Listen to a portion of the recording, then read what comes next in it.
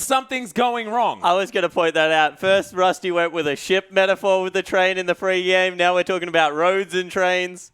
Someone get that mad. Yeah, if a train is either in the ocean or on the road, you've got a train in No trouble. wonder things went so terribly that game. I know. We're He driving built our trains in the train. ocean. Back on the rails, please. Man, well, we'll have to check back with it, see whether the OCE hype train can get back on, because after that game, it's most certainly in trouble. Yeah, and I want to hit on what Rusty was talking about. All of a sudden, like, blue side doesn't matter in this tournament. In fact, if Chiefs have taken it every single time because they were the higher seed, they might be in a little bit of trouble because counter pick is just incredibly important if assassins are popular. Well, we raised the question, why isn't Azir being played? And that's the thing. Blue side is strong because you can just pick up that free control. Lulu. You can get the Azir. Lulu, the Victor, the Ariana. Azir. But you know what we're playing in this tournament? We're playing assassin. So that empowers red side so much more And do you for know- the counter pick. Do you know why assassins aren't played? Because Lulu exists right now. Like, it's just, it's Glitterland. really confusing me, guys. We've had the conversation, but I would really like to see a composition that empowers another member of the map that isn't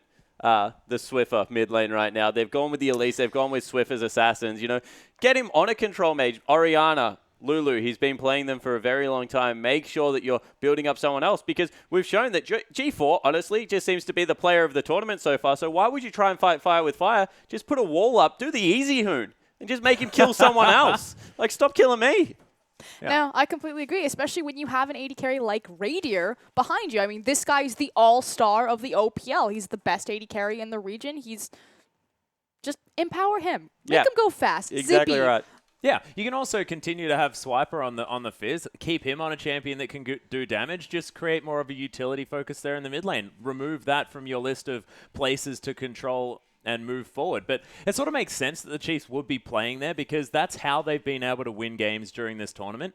We'll just see how agile they are, see whether they can rethink their playstyle, move into something else. And we know that Swiffer can play the control mages, not necessarily just the Victor with the dump of damage. It could be more of the Zippies and the command protects and all that sort of stuff. Yeah, Why not just dump your damage? Why not just pick Maokai Victor against the Bangkok Titans, who are going to try to fight you, and just have ultimates that just are empowered so much for that massive AoE in that 5v5? Yeah, you have to Zyra, go one or bring it two on. ways. No. So you have to go one of two ways. I completely agree. You either go 100% back to your macro gameplay and just rotate them around Lane the map, swap, see what you Tristana, can get. Sivir, Yeah, Jinx. just run them around. Like, we've seen the Jinx be successful. Or, in that sense, you pick something that spikes earlier. Take a really early spiking assassin into the mid lane. I'm talking someone that doesn't need any items, someone that just needs a level 6. Take the Fizz into the mid lane if that's a champion that you want to play, especially on the red side, because right now Ari, she's great at staying safe, but with the wind wall, her wave clear was destroyed. And honestly, Moss single-handedly won that lane after it was he snowballed it. So it was already won. The CS discrepancy was there, but then the cannon was just all over the map, making sure that, and it's not the cannon, it's just Moss himself, making sure that he's helping everyone else out. Yeah, and the bottom lane was so much further ahead as well. The fact that they got pressured out early on, they had so much help with the Gromp. You mentioned the fact that 007X was moving around his jungle so much more effectively, able to give over that Gromp with the extra smite damage so they could get to lane faster. And that honestly just threw the whole thing out of balance for the Chiefs, because they were on the back foot from the word go. Yeah, no, I completely agree. Now, that said, he won't be able to do that this time around because, again, the changing of the map is the changing of the terrains. So they're only going to have the Krugs available to them if they are on the bottom side. But, I mean, you can technically do the same thing, but it's much harder to do with the Krugs just because you're going through too many monsters as opposed to one on the ground. Yeah, it certainly is. They still slap at you with those dang Krugs, but we'll see whether... I honestly don't even think it's just going to go into 2v2. I don't think the Chiefs have proven that they can win that situation without their Callista. So just don't play to that. And Bangkok Titans, once again, need to see if they can scout it out, because cannot speak highly enough of their bottom lane. Lloyd and Moss are just really good in 2v2 situations and have continually taken it to a very good bottom lane duo. And we talked about the adaptation of the Chiefs in the initial game, banning the Alistar as third ban in response to the Braum ban, and then priority picking the Thresh. So trying to limit Moss's champion pool, and him as a player, pulling out the Kennen support, but being just as impactful as we've seen him be on his signature Thresh. Props to that guy. This has been a fantastic tournament for him. Yeah, it certainly has. And, I'm actually going to go the opposite way. I'm going to say he wasn't as impactful. And if that game was on Thresh, it would have been even more horrible to watch as an Oceanic player. I don't know about you, but he just like walked into Swiffer's lane, Swiffer blew ult, then just walked all the way around But he had and to killed wait till him. level 6 to do it. Like Thresh, it would have been like level 3, and it just would have been donezo. Moss is a monster. Well, I mean, Lloyd may have then had a little bit more trouble in the No, lane. he would not. He's Sivir. He had first blood at level 3. Like, what do you want from this lane? You don't lane against Sivir, you lane against creeps. I'm going to let you in on a secret, Max. If you're looking for a positive, do not rewatch game 1. Because they were few and far between for the Not to be Chiefs. confused with game 0.5. Yeah. If your game Yeah, ends good. at 20 minutes, 26 minutes, things did not go well. I'm going to write that down in my notebook. That's actually professional 26 mins. professional analytical Bad. opinion. If the Yeah. game ends at 26 minutes, everything went wrong. Okay. Unless Chiefs won the game.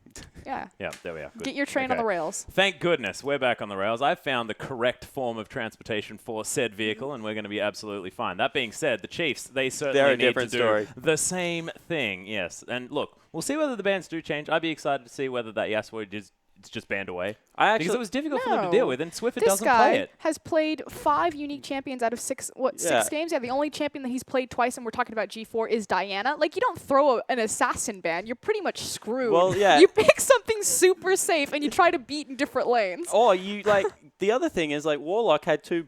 There was the Shen ban on the Bangkok Titan side. There was a Gnar ban on the Chief side. Just take the Maokai for yourself. Like as much as I think that Swiper is a really good carry top laner, do you know who shuts down assassins throughout the mid game? Maokai. He just presses W on them, point click CC, knocks them up. All of a sudden, there's another form of knock up removed away from the Yasuo. So like there was definitely things that the Chiefs went for a snowball 3-threat win the map comp, and that's just not how they've won at all throughout this entire competition.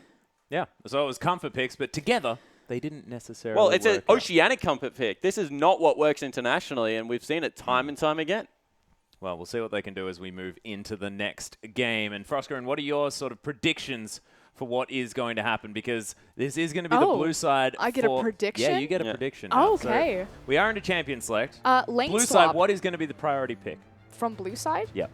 Well, if they can get Callista, they Maokai. will. I think that's actually a good one, is Maokai.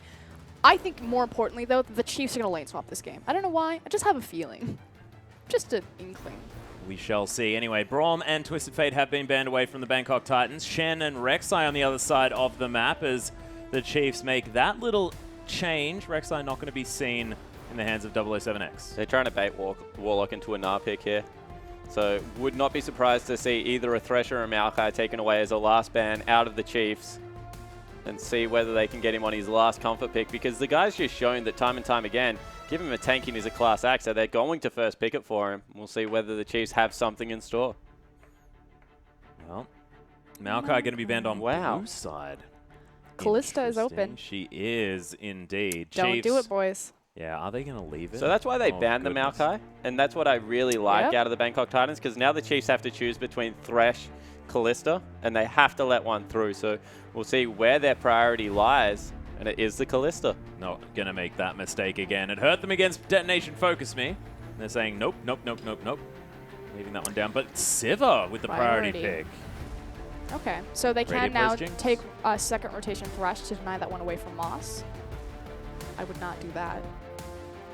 That said, the thing about hovering Rise, since Sivir has already been picked up, is Sivir synergizes very well with Rise. Hey! There it is! We're not on comms with them, we promise.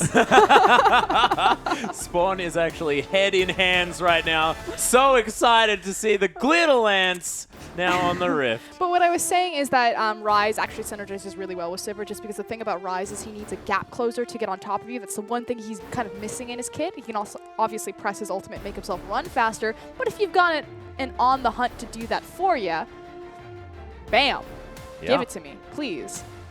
I just made that speech. Warlock, please. Gnar is still available, so I'd be surprised if Warlock did play something new. Thresh also up right now for the Bangkok Titans. We've seen that they like to prioritize that. Expecting jungle support to go across here, if we know anything about this lineup. To hide their hand. Yeah, give them at least one counter pick. Yep. Echo being considered here. Ooh, 007X. That's a Bangkok Trip Titans down Shen. memory lane That's into the a specialty. Sejuani. I actually got really confused watching their VODs because I was thinking, what patch is this?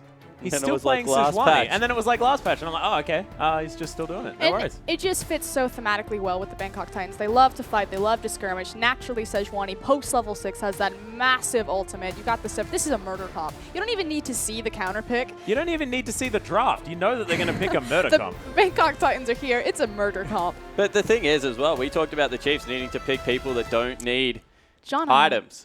That don't need items. Right now, Bangkok Titans, they have like level 6, just the long range of Moo. Like, Sejuani just literally throws a Moo at your team. That's what an ultimate is. Oh my god. I want Jinx Janna right here. I'm saying they need to pick up Janna because they've already got Gragas. So the nice thing that they, please no, the nice thing that we, Well, it's happened.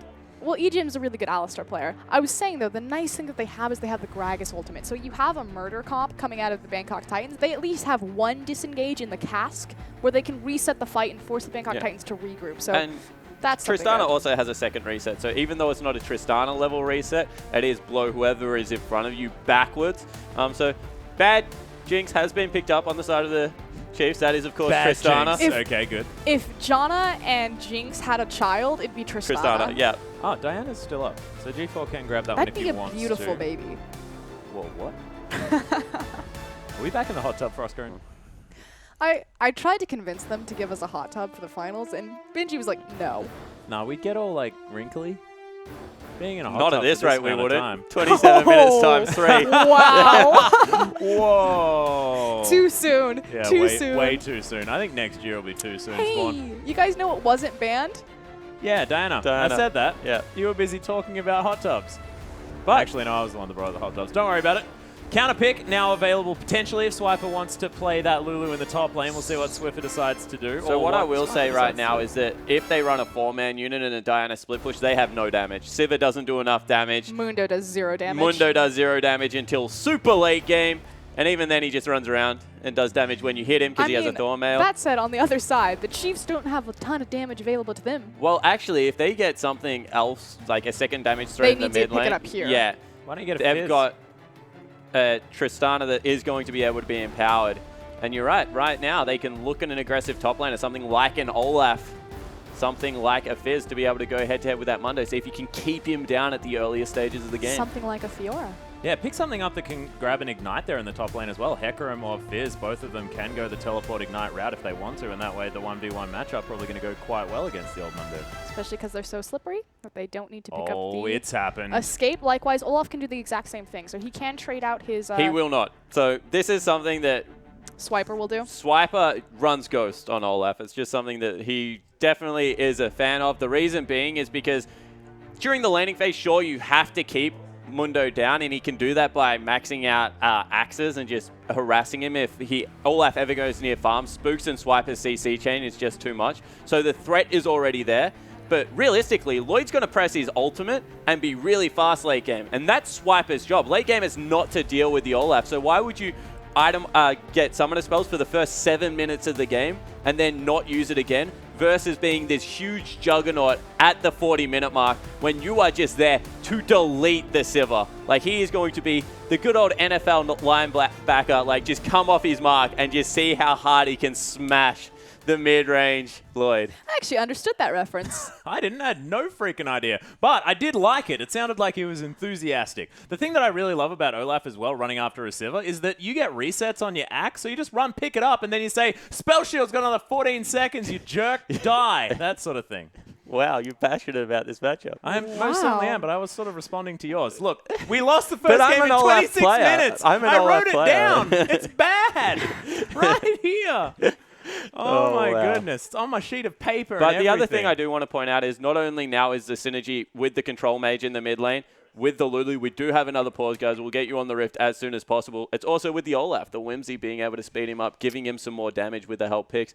Not to mention that he can take your Glitter Lance where it needs to go. The thing, though, is that you sacrifice your exhaust. That's the only point that I wanted to make. The fact that Olaf is choosing to go with the Ghost, and I completely agree with your explanation of it, the fact that you're using that Ghost through the entirety of the game as opposed to the 7-minute kill window for your own lane with the Ignite against the Mundo, but you sacrifice your exhaust against an assassin like Diana, against G4's assassin like Diana, because now you're taking 2 Ignites, you're taking it on Swiffer, and you're taking it on Ejim. Do you know what's better than an exhaust?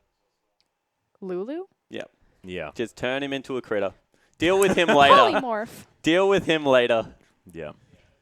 The procrastination I method. understand. I just need to see the execution of it. 100%. You know, everything is great on paper. That's why we play the game of League of Legends. But right now, the idea behind it all is without Diana, there is no damage on the Bangkok Titans lineup. Sejuani actually does a lot of damage late game, but from about 20 minutes throughout the whole time, it's just going to be pretty much only G4 doing any work. Yeah, that's exactly right. But look, we'll see whether Warlock can get to that massive stage as well, because Mundo, this is the thing. We're talking about, not a lot of damage, sort of not a lot of upfront damage, but if you if you spend time walking next to a Mundo, There's he no does damage. 0. Oh, He does negative damage. negative damage? He heals you? Yeah, pretty much. Man, the Chiefs 6v4. This is ridiculous. They're going to need it after that game. Mundo is legitimately like the melee absorb of League of Legends. He's just this big tank that stands at the front of it all shield. and catches everything. He is very physically a meat shield, and that's the difference between these top laners. Warlock's job, catch every spell you can and make sure that Tristana is hitting you. The Olaf's job, on the other hand, is to actually go kill Lloyd. So they're very different jobs, and we'll see who can execute a little bit better, because that's the primary difference between an Olaf and a Mundo. And effectively, it comes down to execution again, because you have very space-oriented composition coming out of the Chiefs. I mean, you have the Cask, you have the Whimsy, the Wild Growth, you have the Alistar Headbutt. So there's all of these tools to empower Radier to kind of be on his own, to sit into the back and to put out all that damage. On the other side of that, you have so much dive potential coming out of the Bangkok Titans. You have Diana's reach, you have the speed up from Sivir, the pick potential from the Death Sentence, as well as the backline dive from Sejuani. So it's really, I mean, the win conditions are clear set. Both these teams want to kind of do completely the opposite things in the team fight. So it's, do you hit your skill shots? Do you land that flay? Yeah, and the other thing is, 007X needs to be really careful with his ultimate, because the last thing you want to do as a Sejuani is throw it at an Olaf. He just hits his R button and runs past you. Swings his stuff around. Definitely not going to be a good news story. So 007X in the past has actually proved that he's a really patient Sejuani player. I like the way he plays the champion. It's why he can get away with still playing it on the current patch when there are very aggressive junglers running around. But he just needs to always have that at the front of the mind. It's kind of like the Ashe Arrow conundrum with Brahms in games. Why did I pick an Ashe? Yeah. I don't know. Why did you pick Ashe into Braum? I don't know. I feel like there's some subtext to this end of the conversation. Thank you for beating everyone else over the head with it. Yeah, look, come on. I just It's needed cool. to make 3-0. sure that everyone Doesn't was matter. here, joining in with this the moment on the desk, but we don't need to. Let's just skip through it. And I really like that you brought up the ultimate coming out of Sejuani, because it's so impactful, but it's not going to be. And the fact that the Chiefs as well, with the fact that Olaf wants to be diving the backline, they're going to have a spread out team fight. They're not necessarily going to be clumping together to try and get everything down. Yeah, definitely is the game plan coming out, that they want it to be spread out. They want to reset it. They want to make sure that Tristana can use a kit to move around and negotiate terrain, things like that. That's a benefit of Tristana over Jinx. Jinx is very good at going forward and backwards, but not really side to side because of the terrain of League of Legends. Tristana can make sure that she gets the hop, knock people away from her, or set up a little bit more zone. And in my limited experience in watching the Chiefs play, I actually think that this caters more to their play style, just because use guys like to say it, they sack Radier. They'll kind of leave him to his own devices, so he needs to be on a self-sufficient champion like Tristana, who has her rocket jump for escape, who has her buster shot to kind of reset fights and reset positions, as opposed to Jinx, who's pretty much entirely reliant on her team to not be assholes. Yeah, and the one thing about Tristana, as opposed to Jinx, is Trist is better at actually hitting the same target over and over again. Jinx is better at swapping it up. Yep. And right now, you think Juggling that her weapon aggro. yeah, maybe Radier is probably going to have to hit Warlock a couple of times, so probably going to be very good, at least with Lulu, to take care of the Mundo. Well, we'll see what happens. We are under the rift, ladies and gentlemen, for Game 2 of the IWC queue. It's the Chiefs all stacking up across the river. Things have gone down here from the Bangkok Titans as Lloyd puts a ward in. They don't destroy it. Chiefs not getting that extra 10 gold for the good start. Level 1 invade. That's actually really cheeky out of Lloyd, especially if there was a body slam on Spooks. Lloyd is actually going to get shot there by Radier. And they want the lane swap. Yep.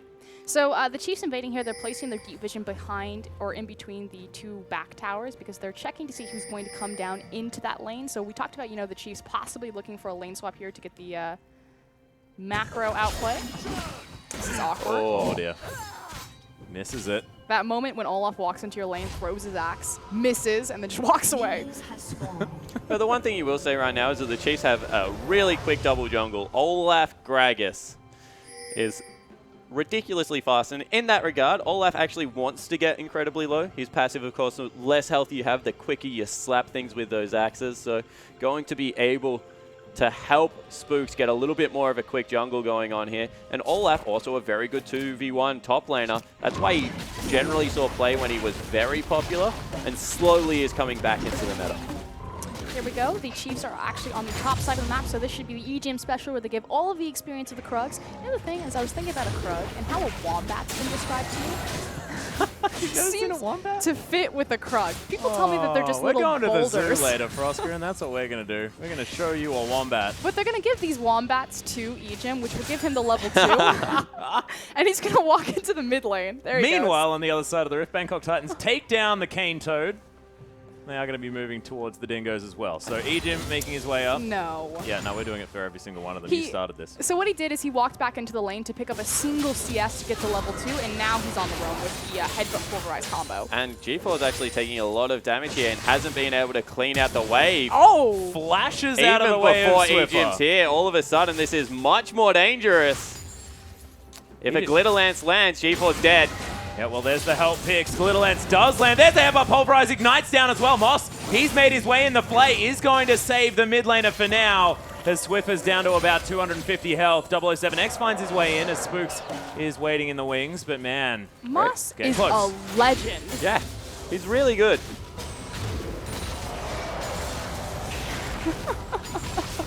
Okay, so Spawn at the moment is actually just showing Frosker and what a Wombat looks like. It looks like a Krug. Well, if you're happy with that assessment, I'm happy for you to continue to go for it. It's a Wombat on his hind legs, I think. A fat Wombat. Really fat Wombat. Anyway, Moss caught out. Potentially. Maybe they go for the 3-man dive on Mundo now that they've chunked Moss out. At least made him go back the other way to lane. This is when Mundo can be exploited, and Spooks is up here.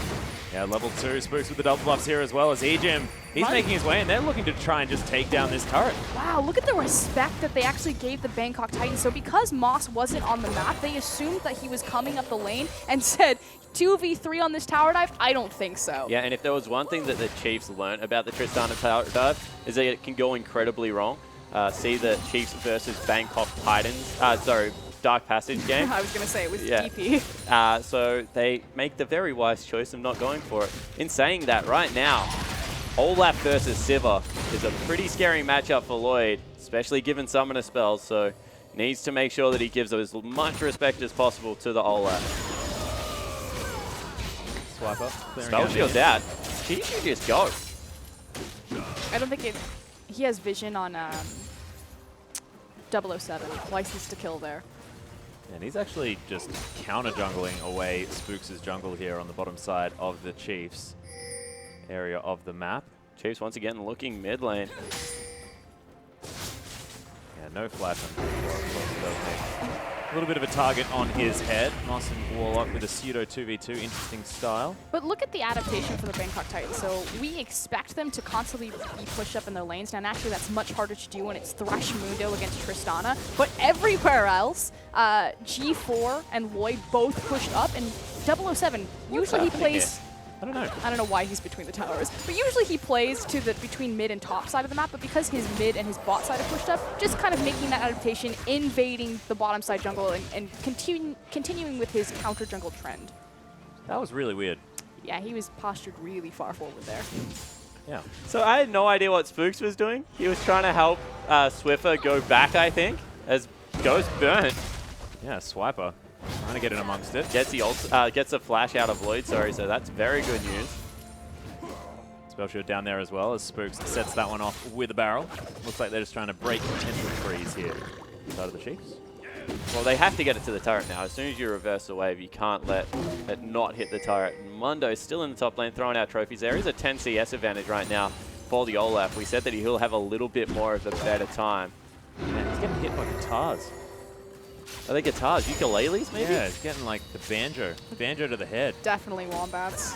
Yeah. Oh my god. They're everywhere. Things aren't a Wombat. Boomerang over the top here as the barrel's just trying to clear out this minion wave. Swiper. Oh, misses the cannon. And now Swiper just wants to give Lloyd a kiss. I don't know. That was a bit strange. So what he wants to do is try and force Lloyd under his turret so that cannon creep dies. But Lloyd is unblinking in how he wants to reinforce this freeze. And in fact, now actually reverses it, shoves it out nice and hard. And we'll see whether we get standard lanes back. Should be noted that the Chiefs have done a good job getting a lot of significant damage onto this top tier tower. Pretty much a stiff breeze before that one will go down. They should now reverse their 2v2 down to the bottom side. Hebo Pulverize. It's got nothing. Fun. He actually had a Swiffer in the wings. So Zippy? they have. He's got wild growth as well. There's 007X. So now what they need to do is they need to take Radier and Ejim and move them down to the bottom side of the map. They need to not fight here. G4 coming up. He has his ultimate available. 007X is also there. Teleport is about to become available for the Chiefs top laner, who's still down bottom. He's got double Duran's blade, so not in a bad spot this time around. And look at how much night and day the Chiefs are when they're able to play the map as opposed to Bangkok Titans. It's just really important right now because the top side of the map is pushing. I'm going to keep hammering on this. The Chiefs need to pull the trigger on Dragon now. Yes, Warlock does have his teleport available, so he can be there, but there's a window of opportunity where they can just collapse with their 5 people on the map because Swiper is still down here, take the Dragon, and then Olaf can get back to the top side of the map without burning his teleport in time because the top wave is so far forward. Yeah, definitely agree. They'll be able to pick up the blue buff, see whether they do pull the trigger. Dive is also the other possibility. It's a lot higher risk, but it means that Mundo has to burn the teleport to get there. And they don't have to expect a 5v5 on the Dragon Pit. So we'll see whether that is the call. Looks like it's going to be. Chiefs want to go for it. Okay, level 4 Alistar. Yeah, Moss actually already starting this one up. Takes so much damage from that undertow as Radier jumps over the top. Lloyd, he's just being left there as first blood goes down for Radier. Lloyd also very, very low as Warlock. He's found his way in. Boomerang over the top of the Chiefs. This is dangerous. Here comes He's the round stun. the side. The 4-man Sejuani ultimate. Everyone getting torn to shreds. Radier just Goomba stomps the Sivir. Ejim with the double knock up. There's the barrel as Warlock's going to die. It's Mario here for Radier as 007X trying to get everything he can. Ejim and Spooks. Oh my goodness, that headbutt was incredible. But G4, is he going to be able to do it? There are so many wards. Radier does have rocket jump available to him. Yeah, he's trying to get away. There's the ultimate. He jumped out away from it. Oh, he walked back in. He just missed the flash. Okay, so in the end, it comes out even. The Chiefs are slightly ahead simply because they got the first blood there. But still, that call. In the Dark Passage game, they did exactly the same thing. They went for the tower dive as opposed to the Dragon objective. And I want to say that it did come out a little bit more in the Chiefs' advantage because Mundo had to teleport, TP, and so all of a sudden that lane is pushed so far up, and he has no ultimate for a couple of seconds. And what that means is this Olaf that we've just continued to talk about, he's gone with an undertow max, he's such a bully in lane, probably can't approach farm, so now the pressure's on Bangkok Titans to start the Dragon up. No, I completely agree with that assessment right there, especially because Swiper still has his TP available, so as long as they hold that wave, they have the 4v5 advantage as soon as Warlock appears on the top side. But Swiper pushes it out. Looks like he wants to get busy around the map. Frustration everywhere. I just threw a pen. My goodness. G4 is 2 levels above Swiffer. Radier got 3 kills. That's another important thing to note, where it was 007X that picked up a lot of the gold in the last fight. And the Chiefs. The thing I want to talk about here for the Chiefs is the fact that last game, 007X was the one that got a lot of the early gold, and he was able to snowball that money so effectively for the Bangkok Titans. See whether this game he can do the same thing. I mean, the fact of the matter is that Radier, your AD carry, is going to be your big front runner right now, but that's how this composition works. I mean, it's about creating space. It's a ukulele. It's about creating space for Tristana. As Spooks is being cut off here. G4 is heading up. 007X has the ultimate, can just nail him if he wants to. Another barrel goes down. 007X doesn't know quite where to go, neither does G4. Body slam over the wall. And it looks like the Chiefs will just wander away. Point is, Radier's fed, he has the gold, but the Bangkok Titans have answers to kill him. Huge tanks. They also have this huge beefy front line where in the end probably doesn't even matter because he's just going to have to put so many bullets into the Sejuani, into the Mundo at this stage of the game. Well, G4 searching for Swiffer. Level 10 to the level 8. How did Diana's... They Teleport. get more... They just get more farm. It's not Mordekaiser. It's teleport, man. Seems to be a pretty good summon as well for this situation, but Moss hanging around, trying to find some opportunity for a hook. 007X walks over a ward. The Chiefs understand that they probably need to be careful. And Spooks is the one that really needs to be careful right now because once again, he's getting a little far behind. And 007X's presence on the map has been much more efficient. As Moss goes forward, looking for a hook. And look at how much pressure there is on the Chiefs. Yeah, G4 just waiting here. Once again, Lulu cannot follow Diana around the map. So as long as Diana's in Fog of War, bad news for the Lulu. Sees whether he can grab himself the elusive Rift Scuttler. 007X nails it. Pretty intense battle there as Moss takes an auto attack. Radier doing some damage now, but hasn't been able to put any pressure on this lane. Raptor Sense is popped. My 007X might see that there's a ward in that little brush. Wow, just the confidence of the Bangkok Titans right now. So effectively, because G4 is so far ahead, so hold on. Yeah, G4 turns it right around on a Swiffer. Wild Growth's already down. Egypt's Moonfall's there. Ejim finds his way in. It's one knock-up. Swiper makes his way in. Radier sort of cornered over to the side. It's a single-person ultimate as he rocket jumps, but G4's going to fall down. Radier looks like he's fine for now as Warlock is eventually going to take him out. Lloyd, what are you doing over there as he gets eliminated? Swiper picks up that kill. It's 2 for 1. And we just demonstrated exactly what happened. Sure, Warlock did get rid of Radier, but he had to burn Flash, all these things. Olaf just runs at the AD carry, and there is nothing that Lloyd can do. Helps that the AD carry, runs up the river on her own. It's a little bit interesting. Oh, the flash out of Swiffer. Oh my goodness, over the top. There's There's 007X gets knocked up. Double knockups there as he gets turned into a cute little critter. Teleport. Warlock, pretty difficult to deal with at the moment as the headbutt comes back. Ejim sacrifices himself, but G4 gets the kill. So the Chiefs get the dragon, but they overreach slightly, and the Bangkok Titans, again, just snap that bear trap close. Yeah, exactly right. And, you know, this was something that we said the Chiefs had done, that they had overreached, tried to go with things, not really respected cooldowns. And 007X, he's 3-1-3, super tanky at this part of the game. Oh my goodness, Radiant is getting destroyed. Tries to get the bomb on top of G4, but can barely break the shield. And that's what I was talking about. You have a fed Tristana, but Bangkok Titans have so many tools to deal with that Tristana. Not just in their tanky frontline, but in their Diana pickup. They got an extra 2 kills on that tool then, just like in a blink of an eye. Goes back, gets a boots 2, has already finished off the Nash's Tooth. As Lloyd is top lane, once again, still needs to respect this Olaf pick. Not going to be able to get any free time with this tower, that's for sure. So what the Bangkok Titans are doing right now is that since the dragon objective is down, they're going to try to siege up that top tier tower. So that's why they're rotating their AD carry there. Although, like you said, Lloyd does have to be incredibly careful because that's a very long lane to run down should Swiper choose to start chasing.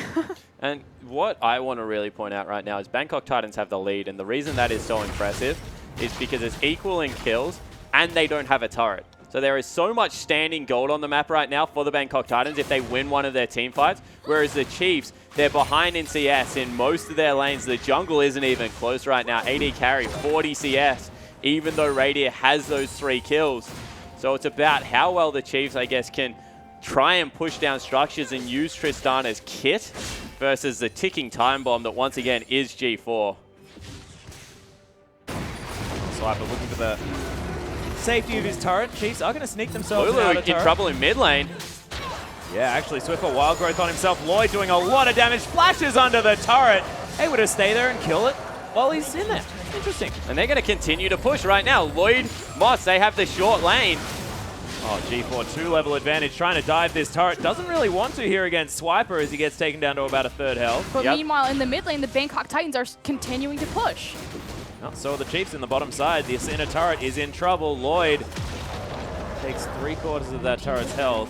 They trade the inner in the bottom side, though. But the difference is that the Mid inner lane? and the mid lane gives you so much more passive vision and map control. So we have talked about this a little bit, the Chiefs' preference for taking outside turrets because they do like to set up the vision in the jungle and they actually use it as a little bit of a trap. The problem is right now, I just don't think you trap the Bangkok Titans. They're like, haha, yeah, we wanted to fight you anyway. So the Chiefs really need to be careful with how they play this. They need to be careful in how they move around the map. I'm not trapped in here with you. You're trapped, trapped in here with me.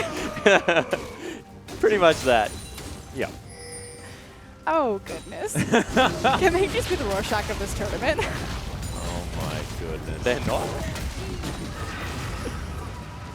Chiefs, however, do hit back with another turret, so it is overall 3 turrets to 2, and Swiper successfully held off the Diana split push, which is good news for the Chiefs so far.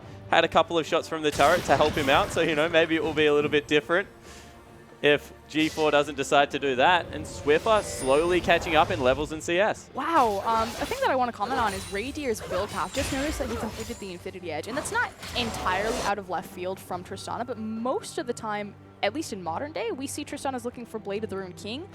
And especially when you're facing across from a Fed, Sejuani, and Mundo, a little bit interesting choice in itemization there. Yeah. Sometimes they build a little bit like Kalista with the double attack speed first up. Yeah. Also gives her some sustain in her kit, which is good. I just think it would have been the much more preferable I option. think that Radiant cannot be in this top lane. Not against G4. I mean, he's already learnt that lesson. That being said, not going to go for another dive. Ejim was hanging around. I don't think G4 will care. No. I think he'll kill them both. Yeah. Well, Ejim will take a little bit longer. But if he takes care of the Tristana first, Oh. oh my goodness. Okay, shows himself. That was terrifying. Yeah, and look at Ejim. Ejim's like, I don't even want to do this. Look at Radier's face right now. He was like, what? It's like, please no, please no. Is 3 going to be enough? Not when it's 3v3. Here we go. Ejim Skirmish. got out. Able to get the headbutt back onto G4. That is ridiculous. That Pale Cascade. Just one proc. So much damage. That's a shield. So this is the problem with the double teleport right now. We said that they're not really that much late game damage. Diana definitely getting to that point. So the Chiefs need to figure out how they take the fights without Diana being there. That's the key. See if you can shove her around the map a little bit. Or better yet, keep Olaf to try and occupy her. And that's the big key thing. Olaf to occupy her. You can't have Radier here. He's in danger. Like, Ejim's not going to save this Tristana should G4 realize that he can just murder both of them.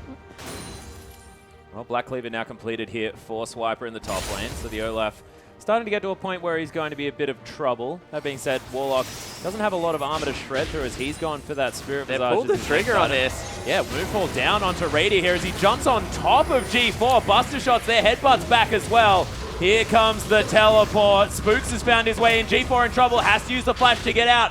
There's another Hugh over the wall as Warlock, he's going to flash as well. Swiffer's here. The flash over, double knock up from Spooks as G4 trying to run away. Not a lot of mana just left, but the Chiefs, they can't find it. And the rest of Bangkok Titans are around. The flash headbutt pulverize onto Moss. Radier gets exhausted. The 3-man ultimate from 007X, but the Chiefs still going. Radier very, very low. The teleport in from G4 Chiefs. They do manage to pick up the first kill. They grab it onto Radier, but he falls at the same time. Swiffer slowed down by the banjos or the ukuleles. The Bangkok Titans still on the chase. G4 is coming around the side now. Oh, flash forward from Got Swiffer. him. Looks for Lloyd. The heel's down. The Ignite's going to do it. That was a pretty long-range Glitter Lance. Had the help I saw picks it. on him, and all of a sudden they want G4 again. Yeah. Spooks is... That was almost disaster, however, for the Chiefs. I was just looking at that. The only thing I was looking at is the timer. I was like, this fight is happening at 19 minutes and 48 seconds. If the Chiefs lose too many members here, that's going to be a free Baron to whoever walks out of this team fight alive. Fortunately, everyone was low health across the board, that we're not going to have that too big of a snowball over this team fight, but that could have gone sideways real quick. And it was actually a 2-for-1, so you know, you say it was bad news for the Chiefs, but realistically, they're falling 60 CS behind on their AD carry. At some point, they had to pull the trigger on it, because G4 was zoning 3 people towards the top of the map, and they got the teleport out of G4, which means that all of a sudden there's a little bit less pressure because you're dealing with a Mundo, not dealing with this Diana that's a monster. Yeah, some more wiggle room bought by the Chiefs. Rift Scuttler. Goodness, that is a very, very frightened Rift Scuttler. And once again, the Chiefs just need to pull the trigger on this push, see if they can send enough members towards that side of the lane and deal with Mundo and grab another turret, because Dragon, not really a good objective for them to look at because they won that last team fight on a split situation by the skin of their teeth. And this time, you give an area for the Bangkok Titans to group up around. It's going to be much harder for them to execute. And again, their composition, it thrives in taking down the standing gold and whittling away down there with the Tristana siege. So I completely agree. There's no reasons to face check into a 5v5. Well, Dragon falls down from the Bangkok Titans. Swiper was on the bottom side of the map. He's going to rethink his decision. But once again, this just needs to be, okay, let's rotate people. Let's use our superior pushing to see if we can get something done to the Mundo. His wave clear still isn't great. He hasn't got that much armor. He should be able to take damage if they set up correctly for this. They're just trading objectives here as the outer does fall on the bottom side, but inner turret going down in the top lane goes pretty quickly as well as Radiant has got a lot of damage. Whimsy on top of him as well. That is a dead turret. So the Chiefs, they trade 1 for 1, and the gold now down to about nothing. But it's a superior 1 for 1 because they traded an outer tower for a top inner tower. So definitely in the Chiefs' favor. And the other thing is that when the Bangkok Titans do that, this is a demonstration of Bangkok Titans not understanding who their split pusher is. Because once again, they left Lloyd to take the turret. Just leave G4 there. Get Lloyd back with the team, because the longer they do this, the more the map opens up. And eventually, Swipe is just going to run at Lloyd, and it's going to be a 1-for-1 turret train, but the Olaf's going to train wreck the AD carry. They need to group up with the AD, and they've pulled the trigger here. This is a much better move out of Bangkok Titans. They have all the power right now. Make a power play. Well, 22-minute Baron. Definitely an interesting decision, as is G4's item build. Looks like he's going towards either 2 pieces of the Abyssal Scepter and the Zhonya's Hourglass, or it could be a Rabbiden's Death Cap. I just really want to quickly touch on the Baron decision here. It's a very good play because it's risk versus reward. So if you do the Baron, it's not ward, you get it for free. If they face check you, because the Bangkok Titans are stronger now, they want that team fight anyway. So that's the decision making. So even though they don't get it there, I still agree with Jake. It's absolutely the correct call to make in that circumstance. And you force the Chiefs to react to you. Bangkok Titans look so much better when they're in the driver's seat manipulating you around the map. And they don't do that like the Chiefs by like sneakily taking things. They're like the brute force. Like, we are here, come get us if you want. As I said, it's almost why the Chiefs don't want to trap them anywhere. And once again, because of the Mundo, because of the Sejuani, how tanky these guys are at this point of the game, they can tank a couple of Baron shots, and it doesn't really matter. Sejuani's already got a frozen heart. It's just ridiculous. Kindle Gem there as well. So 30% cooldown reduction. That's Actually, the 40%. game maker. Yeah. The 40%. Kindle Gem. Yeah, Kindle Gem. 10% cooldown reduction. I just like maxing out cooldown reduction for Oscar. I just love how you said it. Spawn's like, hey, I've got the Frozen Heart and the Kindle Gem. You got to defend all the different rocks. Yeah, you could well- potentially pick up at the end of it. Radiant takes both ends of that boomerang blade. They're able to answer back with it. What he? the hell That was was that a- damage? That was double crit. Static Shiv on a crit proc. Yes. Oh, the ultimate Oh! flash out of by Radiant. Woo! So that was static Shiv, and then a secondary crit. So we got the first guaranteed and another one on the back end of it. And all of a sudden, Radiant has to go back to base. Gragas is low in mana, and they can just set up around the Baron area one more time. Yeah, and even though the Bangkok Titans, they don't get the kill, they get the tower for sure. And like you said, denial of that Baron vision. And it is the Rabbiden's Death Cap finished up for G4, so he's a monster at this stage of the game. He's also got teleport, so the Bangkok Titans, again, going back to that power play around the Baron pit. G4, if he pulls multiple resources of the Chiefs to deal with him, he can easily take a free objective and buy his team time to dance around the Baron pit. If he kills someone, then they have the 4v5 advantage on the pit. And this is the other reason I love double teleport on your assassin so much, because Mundo can tank the Baron. He's going to get his health back through the ultimate anyway, and all of a sudden it isn't your top laner split pushing who has all these tanky stats. It's your fed assassin in the bottom lane dealing with this Olaf, who is so key to the Chiefs' overall game plan, and Mundo's just with his team fulfilling his role as the meat shield very well. Although I don't like his Sunfire cape. I'm going to be really honest with you. Oh, don't be too honest. 1,000 gold is the lead here for the Bangkok Titans as we attempt to ignore the Sunfire Cape pickup. G4 making his way down to continue his split push. Swiper's still here. The Chiefs thinking of answering with a gank in the bottom lane. That could spell Baron. It's a really inefficient way to build tank stats, especially at this point of the game. A Rando and Omen is going to be much more cost efficient, especially across from a Tristana, because you'll be able to slow down her attack speed other than the Sunfire. You typically itemize it for lane just because the early It's a pushing ability. That's the other and thing. Warlock's got his W. Is to control the creep wave itself. So that's the comment about the Sunfire Cape and why it's very odd. Not just, I mean, first item, that's okay, but second item, you would much rather look for randoms at this point in the game. Just get a Warmog, augment him even further. Yeah, with the Spirit Massage Warmog, Spirit synergizes so well. Yeah, and then you can just go Thornmail and completely deal with what they have at 3 items, whereas right now, he needs to probably get a little bit more HP because these HP items are so inefficient. And then see if they can go anywhere from there. Put me in, coach. Well, at the moment, Radiant going towards what looks like a Last Whisper as his 3rd item. Probably wants QSS pretty quickly. I just feel like instead of the ice shards that happen when he hits them with the ukulele, that it should be splinters. Yeah, probably. It's really disorienting to look at. Although you do want a universal sign for someone getting slowed. I do understand what you mean, though. Swan doesn't. He's shaking his head. Doesn't know what's going on. Yeah, but 2-man Baron is happening. All right, now Mundo uses the ultimate. Chiefs have no idea that this is going on. In fact, Swiffer's doing Wolves. Yeah, Spooks has the inkling. 007X. Yeah, there's the pink ward over the side. Spooks is going to be here. No smite in the pit at the moment as 007X trying to make his way They around. back away. Now there's a window for the Chiefs potentially to be able to get a team fight. No Mundo ultimate. He's half health. 007X chunked out a little bit as well. See whether they go for a dragon or just to push down the mid lane. That was a bit of a time waster there for the Bangkok Titans. They've as caught Moss makes his G4. way down. G4's caught him. Has I G4 don't ever know. been caught this game? I don't think that's going to happen on Diana.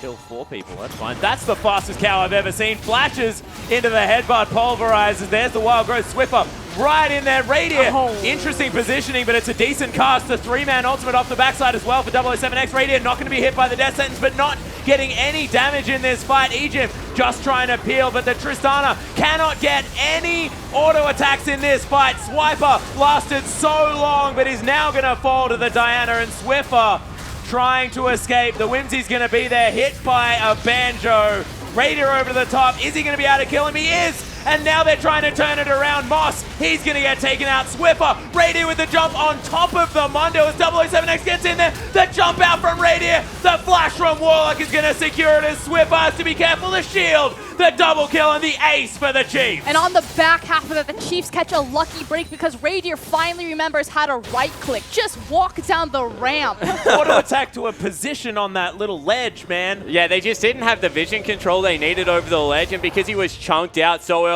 in the fight, didn't want to make it happen. Let's take another look at it. They go hard on G4, and they have to use the knock up there to try and CC him, and he makes the right call. Go on Radier. And from here, it's actually the Swiper Swiffer show. They kite back so well with that line CC, the slows. You can see chunking out member after member. And honestly, Egypt just shouldn't go in there. They can continue to move back. Look how much work the Glitterlands and the Axes are doing. And finally, as they round the corner, bad teleport here from G4. He was way too low. Radier was actually petrified and then remembered that he has no health and got the resets he needed to clean up the back end of the fight. That was an interesting goal to stop that one.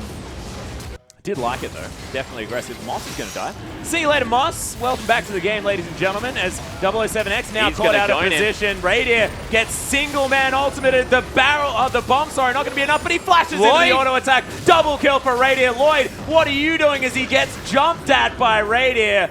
The Crescent Slash just avoided by the Chiefs as Moonfall comes in. Spooks gone too far. The Wild Growth's there though. Boomerang gets him on the way back. That was a free Baron if the Chiefs would just take it. Oh, wow. that double knock up onto Lloyd and G4. So much damage now destroyed. Swiffer getting all the work done as the shield's on top. Lloyd can get auto attacked as well as Radier is going ballistic in this fight. The Chiefs, they woke up, I think. We've gone full Bangkok Titans. It's not about the objectives. They could have taken Dragon, they could have taken the tower, they could have taken Baron. They're sending a message. Yeah, right now the Chiefs, they won the first game against the Bangkok Titans, playing this brawl-heavy style of League of Legends. They say, hey, let's just go back to it. Now they burst the base.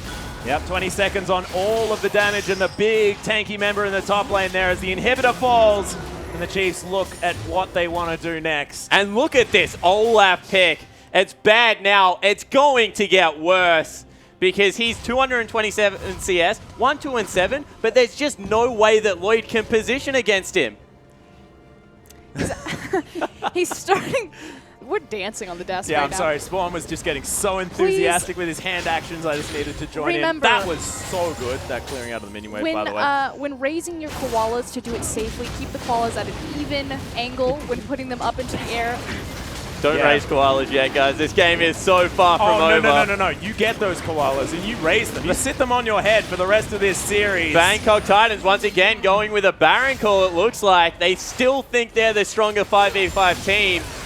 They started up. Okay, here we go. Teleport available out of Swiper. Naturally, the big ultimate to watch is going to be that Glacial Prison. Ejim, he's going in, looking for the fight. There's a double knockup, but only the cow in the pit at the moment. They're trying to burst down the Baron, and they'll get it as Radiant, he's been shielded up. Everyone's in the pit. The explosion's coming down. Descent's on Radiant, able to get out the blaze back. Radiant just not dead. How is he still alive? This is ridiculous from the Chiefs. The double kill for Swiffer. Mundo is able to take down the Olaf, but Lloyd still at full health. And every member of the Chiefs is low. They need to run away. I don't know how any of them are alive. What just happened? That looked like disaster for the Chiefs right there. But Spooks on the run. 3 members of the Chiefs should escape with their lives, and only 2 Barons survive for the Bangkok Titans on Warlock and Lloyd. And the really big thing from that is that now for a couple of minutes, there is nowhere for the Bangkok Titans to fight. They're a bad siege composition, so the big break gets put on. Let's take a look at it. Ejim goes very early and Radiant gets hooked. Double but hooks from by here, Moss. there's a 7-1-6 Lulu putting shields on him. And what that means is that Radiant still hasn't taken damage. Swiffer, once again, able to give him a shield, I think, on the back end. Actually doesn't, gives it all to Swiper. And Swiper's able to take over. Swiffer got a little bit too close to Lloyd, and the team fight fell apart, but now he's 9-2-9. And this Lulu, we said if anyone can control an assassin, it is a fed control mage. Welcome to the show, Swiffer. Probably going to have to carry it from here. 3-item Lulu as well. That is a cup, a big purple stick, and a hat. And he's doing a lot of damage. I love it when Lulus choose to go for flat AP versus the penetration or the Lich Bane style, simply because it empowers your wild growth and your shield to have a much larger base on that versus actually looking for the damage. I call it the Faker Lulu versus the Pawn Lulu. Yeah. And this is the Pawn Lulu. And I'm going to call it right now. This should be a 6-item Void Staff. He should go Deathcap Lich Bane before he even thinks about it. Yep. Because they're not going to win games off the back of him team fighting well. They're going to win games off the back of him making the Olaf huge, making the Lulu huge. Swiper might be a little bit caught here. He is massive. He's huge. Can he get caught? That's a sort of a G4 situation. I just don't think that they have the damage available to kill him for how close he is to the tower, especially if his ultimate's up and available. Yeah, even if and they Ghost. CC lock him, he's just going to walk out of it. Yeah. And Radiant now on split pushing duty. He hits turrets real hard. The problem is if G4 has his teleport up and available, Radier's dead. Like, and G4 has the TP, so if he ever goes towards that Tristana, he's just gone. Yeah, and they're actually going to try and trade objectives here. You feel that Radiant probably needs to get back to base. Interesting.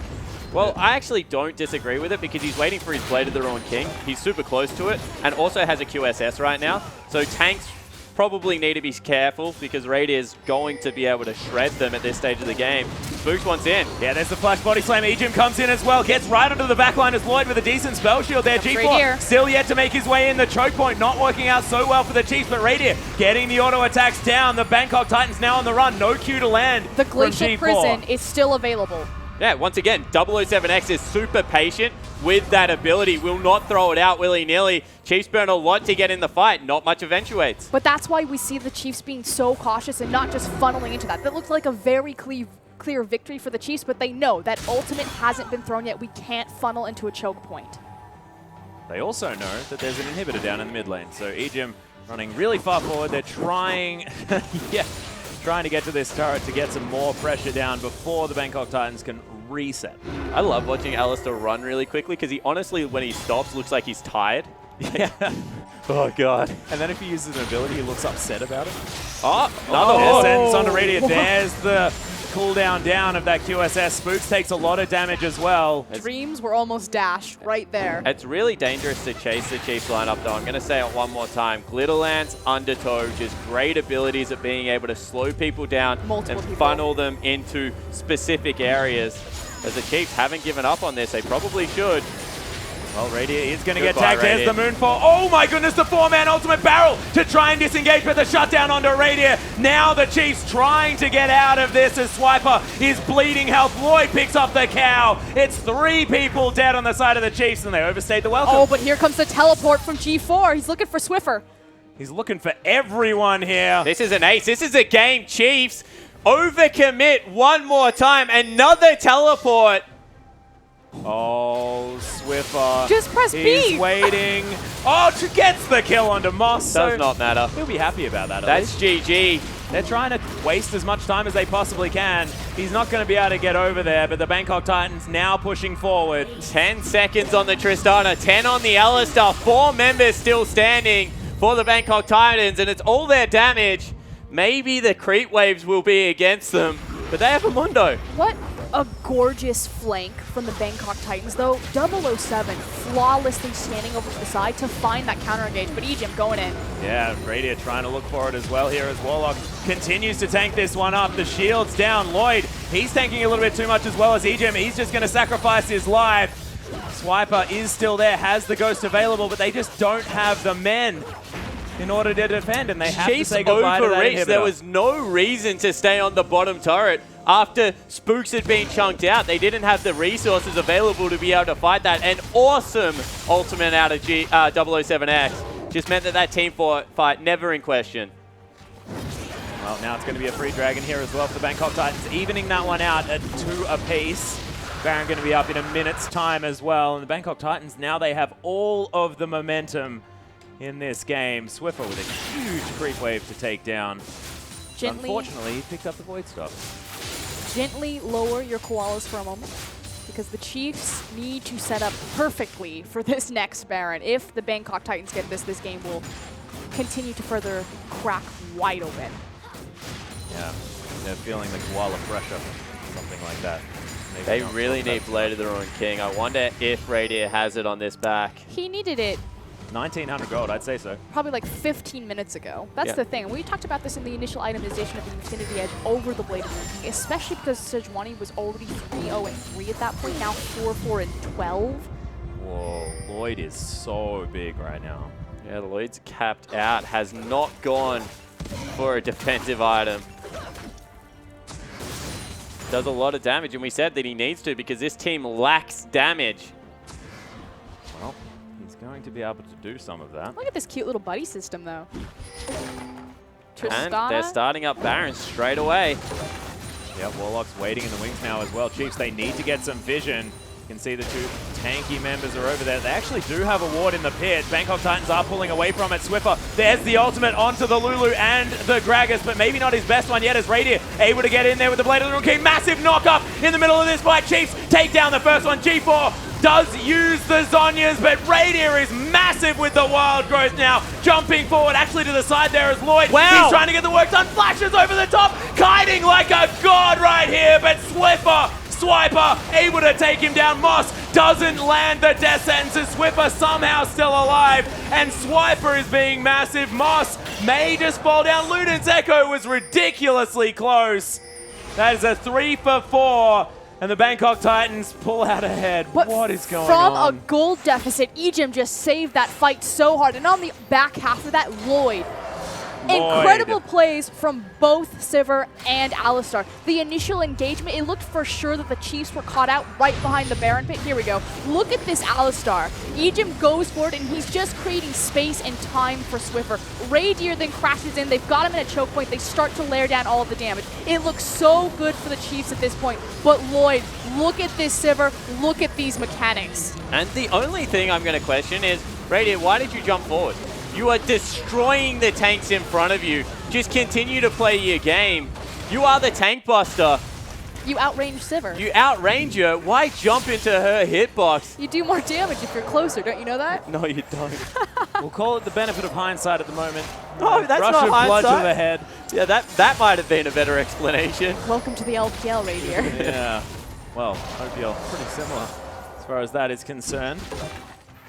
But Yes. Chiefs can't afford to have many more of those fights. Now they don't have their teleport available. Means that the bottom inhibitor going to be under fire. which means that the Bangkok Titans just need to be patient. Yeah, on the hunt has been popped here. 007X looking to try and get in there. Swiper, he's blown the ultimate now as the Bangkok Titans. That massive 3-man ultimate as well. Swiffer able to get little answers across the top. Warlock knocked into the team, not exactly where he wants to be. Is Radiant. He's going to get stunned for now, but is able to stay safe. Warlock in a whole host of trouble as the boomerang across the team is a massive worry for the Chiefs, but they're managing to hold this one off at the moment. Dark Passage is there for G4 to take, and he will grab it. There's no reason to fight. As I was saying, Bangkok Titans, you just need to be patient. Just wait for that super creep wave to hit onto the Nexus towers and play the 2 pressure points, bottom wave and Baron. G4 going again. Yep, Swiffer gets around the side. They start up the Baron. Swiper's in the base. The Chiefs do know. Swiper with no teleport as well. Swiffer trying to get some work done, of course. Still some low members. The turret is going to fall down on the Nexus, but look at this. Baron gets destroyed by Lloyd. And now you have to get out, Chiefs. And for now the they're next on defensive duty. 4 minutes, the Chiefs cannot make any map movements. Unless it's towards super creeps funneling into their base. They're about to Even be then. Baroned up super creeps. As long as they're just at the front door. Yeah. They can move sort of just out of their living room at this point. Thankfully, Inhibitor is going to respawn. May just quickly fall as the Bangkok Titans have a pretty open door to move in there. Thornmail picked up for the Olaf. I'm going to question an item that probably shouldn't be questioned, but the Spirit Visage, really don't like it. Needs a Frozen Heart and needs to have a second damage item. And the best second damage item on Olaf right now is the thing that builds out a Hex Drinker that I always forget. More of Malmortius. More of Malmortius. The Maw. Yeah, just because of the way the passive works with Olaf's passive means that he becomes this juggernaut when he's on low health. And Bangkok Titans now with that Baron buff going to stream into the base. So many swords on this Sivir too. They need to just give up this Inhibitor. If they fight for this and die, game over. Give the Inhibitor up, live to fight another day. Win the team fight, win the game. That's if they can. Moon falls down as there's a flash out from Swiffer. Spook's going incredibly low, but no one dead just yet. Radiant is able to flash his way to relative safety as Moss. He's going to get turned into a little critter, but Lloyd, he's going to deal with Swiper. The Bangkok Titans still looking for more. Ejim so incredibly low. Inhibitor falls down. 1 turret to go for the Bangkok Titans. They are so close to this Nexus. Radiant needs to put in the hero play. Low health bars on the side of the Bangkok Titans. They do need to be careful as Ejim, he's going to get critted to death from Lloyd. Spooks as well. This is almost going to be a potential pentakill late for Lloyd, and it is. The Sivir completely wrecks the Chiefs. And the Nexus is going to fall. Sivir goes absolutely bonkers in that game. Lloyd, with a Zephyr instead of boots, is able to just put out all the damage they need. And in the end, the Tristana that had all these tools to be able to get going just wasn't able to get it done. The patience and the confidence coming out of the Bangkok Titans. The Chiefs were in control for that game, but they overreach, and the Titans remind everyone, do not give us that second chance. We will pull the trigger, we will fight you, and we will win. Don't jump on our AD carry. He doesn't like it when you try and jump on him, man. He might turn around and kill you. Yeah, and he did, and his play, his kite was so fantastic, especially around that Baron. That was just so impressive out of Lloyd. That whole game, the laning phase, how they played it out in team fights. This guy is just so good. And, you know, we talked about the Chiefs would probably change it up, that they would look for a macro type of strategy, that they would look to lane swap to try to beat the Bangkok Titans around the map. They take the double teleport strategy on G4, and they're able to make it work, survive out long enough, and then come back from behind. Again, the Chiefs overreaching and then immediately punished. Yeah, exactly right. You know, once again, got to shout out 007X. His ultimates, maybe apart from one, were really good that game. And the one that he missed, they still won the team fight because of Lloyd's fantastic positioning. So really shout out to the Sejuani player, able to make it work in the current meta, and the Chiefs are reeling. They're down 0-2. Need a reverse sweep, Atlas, if they're going to make it through to the world stage. But right now, Bangkok Titans look like they've got them beat everywhere. Yep, channel some Invictus gaming here, or maybe even look back to the winter qualifier for last year's Worlds qualifier, which is what happened to them by Legacy. And look, Ejim's there. He knows exactly how to do it. Might be able to talk our Chiefs through that situation. But the Bangkok Titans were just so beautiful. You need to reach real deep for that.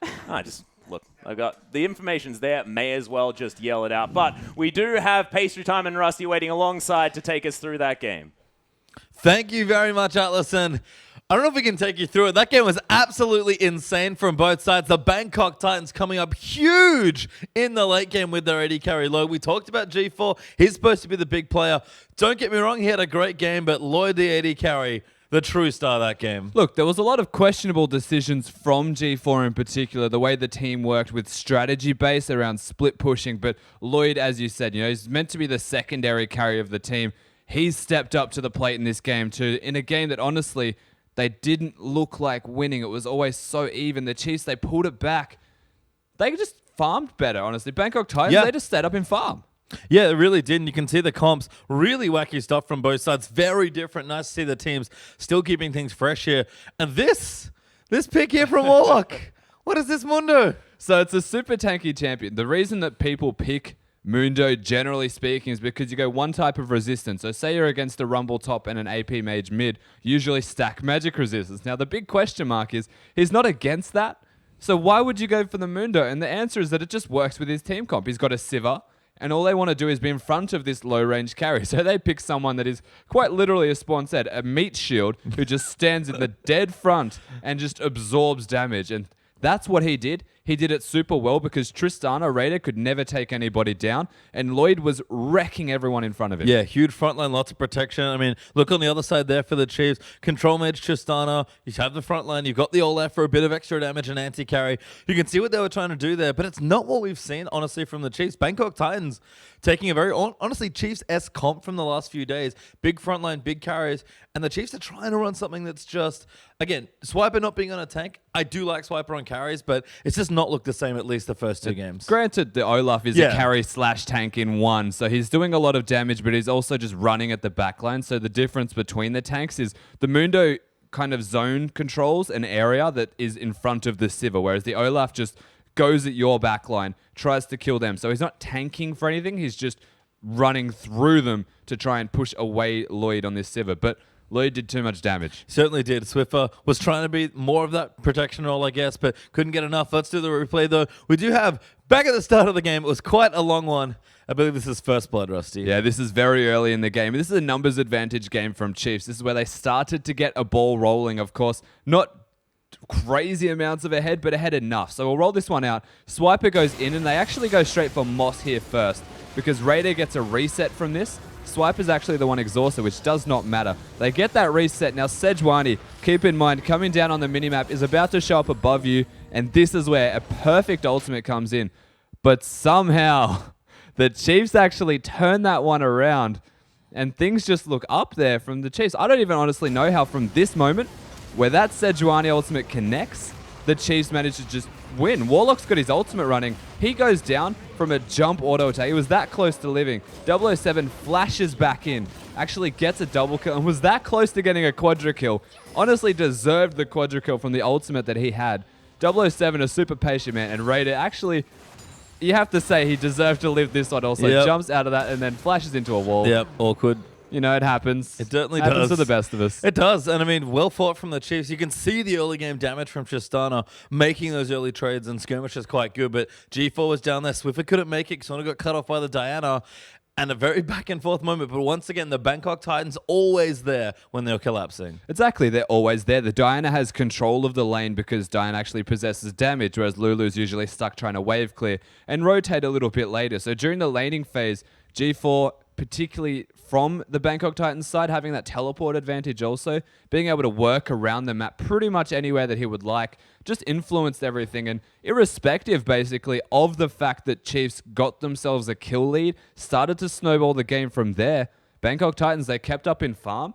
The gold was even with a turret advantage for the Chiefs. And that was just exactly what they were looking for, because they can scale with items. Yep, certainly are. But game got even more chaotic. We have another replay now, and things are starting to heat up. We've actually fast-forwarded quite a bit in time here. Now 30 minutes in, and these team fights were brutal and bloody. Oh, they were completely insane. There is kills left, right, and center. Roll this one through. 007, he is caught out of position, only hitting Raider with that ultimate and getting very low. Raider actually flashes to secure that one. This is just where Raider goes ham.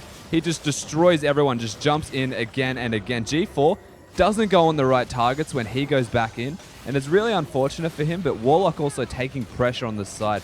This is where they try turn this fight back around, but Swiper, is the point of focus. And immediately, Ejim hits this fantastic pulverized combo, and Raider can just turn back around, auto-attack Swiffer. You have to give credit to Swiffer where it's due. He stepped up to the plate, and he was probably the sole reason, even though Raider was jumping around destroying everyone, that the Chiefs were ahead at all. Yeah, and again, the Chiefs, they need someone to control the flow of team fights. Sometimes it's Swift on control mages. Sometimes it's Ejim on like a more supportive style champion. And sometimes it's honestly just Swiper on a big tank that they can help peel. But someone needs to help control, and it was Swift for this game. Yeah, and look, you have to give credit to Bangkok Titans, though, for the Maokai ban, because that's what the Chiefs needed on Swiper. But he had to go to that Olaf, and Swiffer, he definitely did his job. He definitely controlled the pace of the battlefield.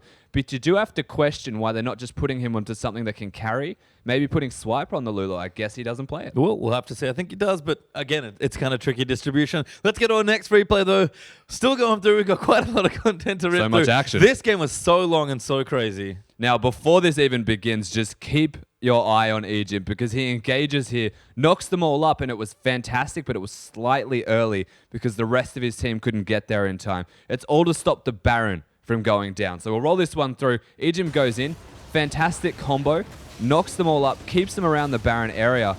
But of course, there's no one near him. So no one's focusing him. And he had to use the ultimate just to not go down from any damage. Raider gets hooked. Has to jump away, but it gets flayed.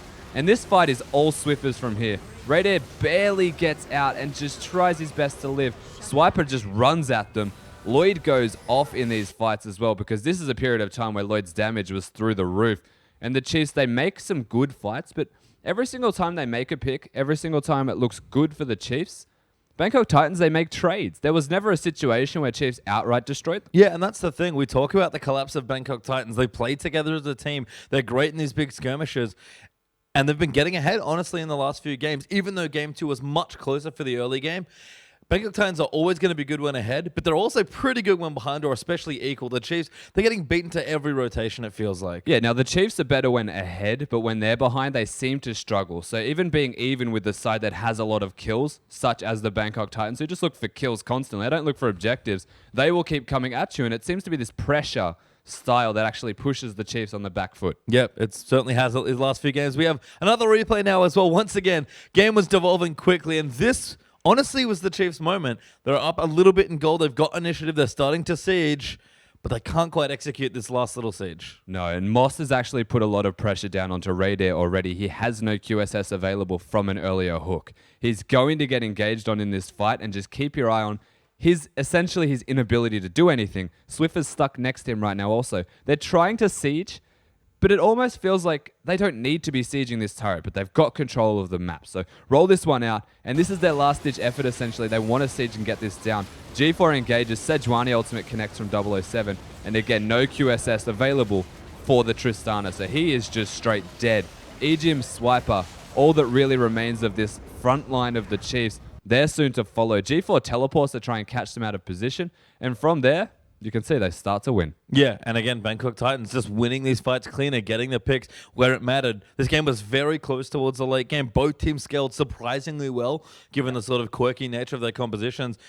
And again, in that situation, it comes down to execution, and the Chiefs has just not been as crisp as we saw in the group stage. Yeah, definitely not. It hasn't been as crisp, and I think one of the biggest factors that you need to consider is forced itemization on this Tristana. Raider couldn't go for a Bloodthirster, couldn't get that overshield to actually sustain through the burst of the assassin that is Diana, because he had to go for a QSS for the Sejuani, had to go for a Blade of the Ruined King for the Mundo. It was a really bad situation. Yeah, it was. We do have our last replay now as well. Once again, a very long one. Not the last fight of the game, but kind of one of the last Baron fights here, or the last one, I think. Yeah, yet again, another desperation fight. Bangkok Titans, they're in complete control, trying to make things happen. So we'll roll this one out. Lloyd, he is the MVP of this fight. Oh, yeah. The damage that he just puts out is absurd. Moss and 007, they play that frontline tank, and G4 honestly is completely mispositioned. He goes down very quickly here. And from this particular position, it is on the Chiefs to win this fight. This is their fight. Bangkok Titans, they just made one of the biggest mistakes you could ever possibly have. Yep, and then watch this guy here and this guy here. Because this guy does the right thing, and Raider, maybe not so much. Yeah, so they pick off the Diana, and Raider just decides he's going to go Yep. in. Lloyd, the crit lord himself, destroys Raider at his own game, wrecks him. Ejim gets crit. And because of all of this effort to actually take down the Sivir that otherwise shouldn't have happened, They don't win the fight. Swiper goes down. They almost pick up Moss from the Luden's Echo Pro. Yep. But not close enough. And that was Raiders' fault. Yeah, I mean, we heard Spawn say it on the desk, just jumping in too aggressively there. And again, the Chiefs, execution, they're setting up the good moments. They know how to play around the map. But when it comes to straight 5v5, almost as expected, Bangkok Titans have had their number. Exactly. Bangkok Titans, when it comes to execution individually in these team fights, they just seem